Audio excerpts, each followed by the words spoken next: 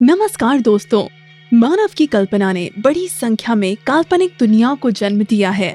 उनमें से कुछ हाईटेक हैं, कुछ मध्य युग में रहते हैं, लेकिन हमें वे सभी अच्छी लगती हैं। लेकिन दुर्भाग्य से लेखक अपनी कथाओं में भूगोल, भू राजनीति, पौराणिक कथाओं और भाषा विज्ञान का वर्णन करते हुए अक्सर जीव विज्ञान के बारे में भूल जाते हैं और उनके ग्रह एस्ट्रोनॉमर्स के नजरिए से लगभग एक जैसे ही होते हैं।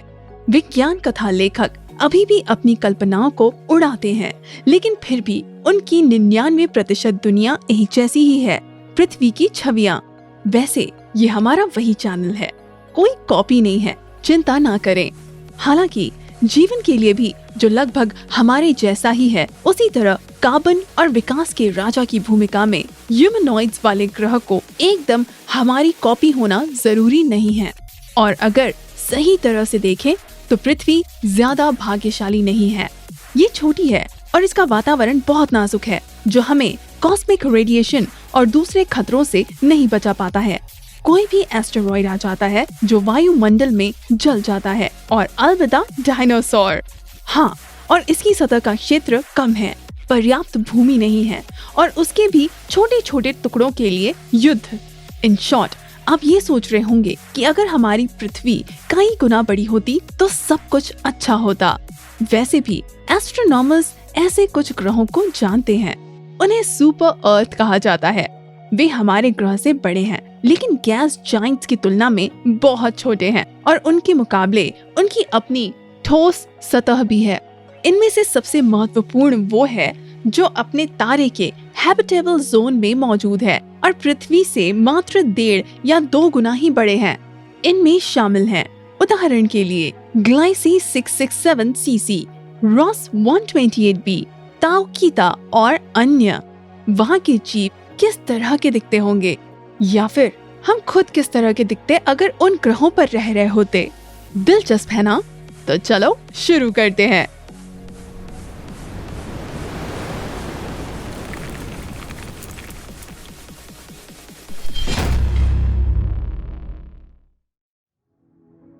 सेंटोरस के लिए स्वर्ग।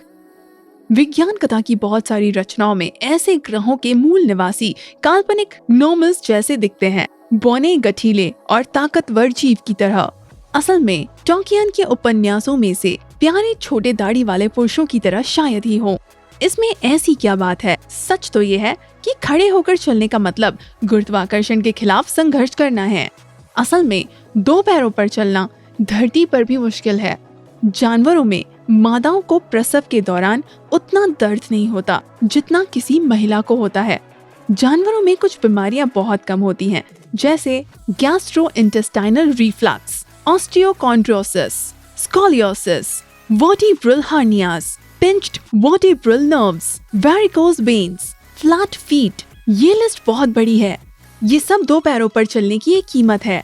गुरुत्वाकर्षण के खिलाफ खड़े होकर चलने की ये कीमत दूर तक देखने की क्षमता और हाथों को ज्यादा बेहतर कामों में इस्तेमाल करने की क्षमता के मुकाबले स्वीकार्य है।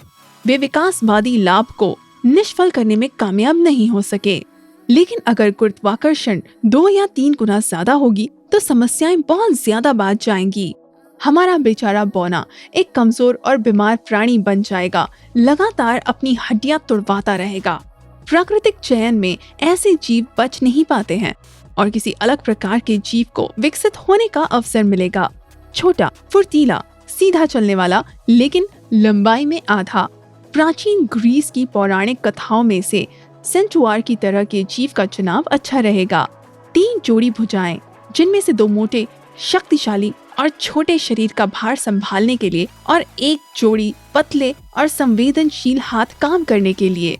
ऐसे शरीर में भार चारों पैरों पर बराबर बढ़ जाएगा। ऐसी परिस्थितियों में जब गुरुत्वाकर्षण के कारण 1 किलोग्राम 3 किलो के बराबर भारी होगा, तब इस तरह के शरीर का गठन उससे जुड़ी परेशानियों को बेअसर कर देगा। पूरे ग्रह पर ट्रॉपिक्स। संभवतः पृथ्वी से बड़े ग्रह पर वातावरण ज्यादा घना होगा। इसका मतलब ये है कि या तो क्लाइमेटिक जोन्स होंगे ही नहीं, या फिर बहुत कमजोर होंगे। मौसम भी साल भर एक जैसा ही रहेगा। इससे कई निष्कर्ष निकलते हैं। पहला, नस्लों की विभिन्नता कम होगी। प्रमुख नस्लीय प्रकार के होमोसेपियंस, कॉकेशियन, मोंगोलोइड्स और नीग्रोइड्स शांत यूरोपीय जंगलों, धूल भरे एशियाई मैदानों और अफ्रीकी ट्रॉपिकल्स में विकसित हुए थे। उन परिस्थितियों में जब पूरा ग्रह एक समान सब ट्रॉपिकल होगा, वातावरण का जीवों के फेनोटाइप पर अलग अलग प्रभाव नहीं पड़ेगा। दूसरा, सभ्यता कई जगहों पर केंद्रित होगी।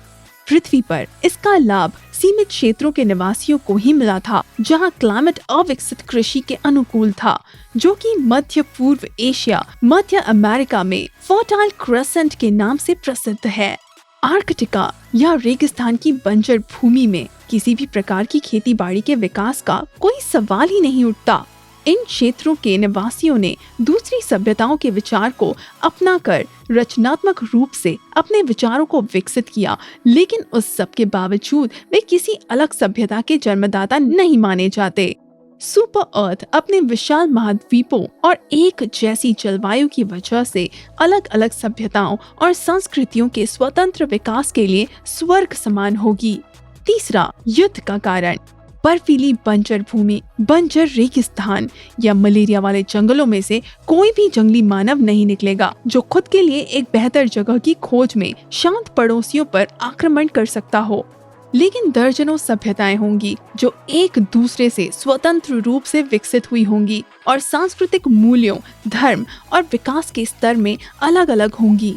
इसका मतलब ये है कि युद्ध कम होंगे, लेकिन अगर होंगे तो बहुत खतरनाक होंगे, और उन युद्धों के कारण होंगे दूसरी सभ्यताओं के रिसोर्सेस को हथियाना और xenophobia। धरती जरूरत से ज्यादा होगी। भूगोल संबंधित खोजें हजारों वर्ष तक चलती रहेंगी। बड़ी मात्रा में संसाधनों और नियमित युद्धों में अपने कम विकसित और कम ज्ञान वाले दुष्ट दुश्मनों को खत्म करने की वजह से सभ्यताओं के विकास में बाधा उत्पन्न होगी। जब चारों ओर कृषि योग्य भूमि की भरमार होगी, तो भूमि की जुताई करने के तरीके में सुधार करने की क्या जरूरत होगी? गहरी खदानें खोदने के बजाय जब दूसरे पहाड़ों में जाकर खुदाई कर सकेंगे, तो खुदाई के तरीकों को विकसित करने की क्या जरूरत होगी? अब उस बारे में क्या कहें कि ज्यादा ताकतवर गुरुत्वाकर्षण के प्रभाव में भवन और ऊंची इमारतों का निर्माण कितना मुश्किल और महंगा होगा, कम से कम तब तक जब तक सीमेंट और कंक्रीट का आविष्कार नहीं हो पाएगा। एस्ट्रोनॉमी ये कोई गाली है क्या? किसी फिलोसोफर ने कहा है कि इंसान बंदरों के मुकाबले समझदार तब बना था जब उसने पहली बार तारों की तरफ देखा था। अगर ये माननीय फिलोसोफर किसी सुपर अर्थ पर रह रहे होते, तो उन्हें अपने विचार कहने के लिए कुछ और ही क्राइटेरिया चुनने पड़ते, क्योंकि वहाँ तारे शायद ही दिखेंगे, बस जो ज्यादा ही चमकदार हैं, क्योंकि उनकी रोशनी वातावरण की मोटी परत को भेद नहीं सकेगी। इसलिए स्टार गेजिंग एक उदासीन काम होगा। लेकिन इसका मतलब ये नहीं है कि सुपर अर्थ के समाचार पत्र में कुंडलियां नहीं दिखेंगी। सितारों को देखते हुए सभ्यताओं के शुरुआती युग में लोगों ने मौसम के परिवर्तन, आधुनिक गणित के बारे में जानकारी हासिल की थी और लंबी यात्रा में उनके अनुसार दिशा की पहचान करते थे।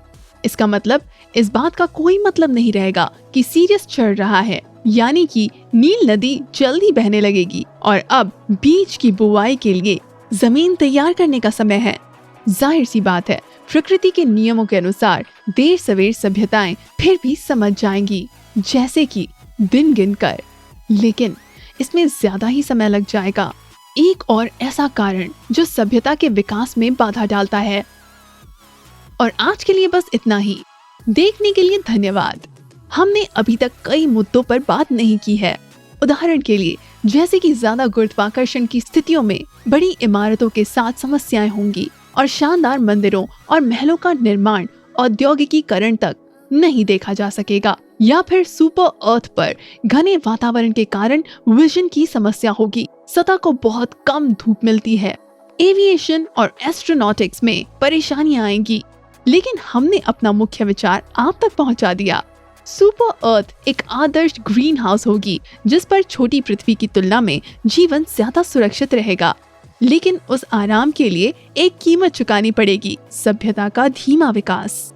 लेकिन आपको हमारे वीडियो के लिए कोई कीमत नहीं चुकानी है। सब कुछ विज्ञापन द्वारा पूरा हो जाता है। इस बात को समझने के लिए धन्यवाद। एक बार फिर गले मिलकर आपसे अनुमति चाहती हूँ। कल फिर आइएगा। Bye bye.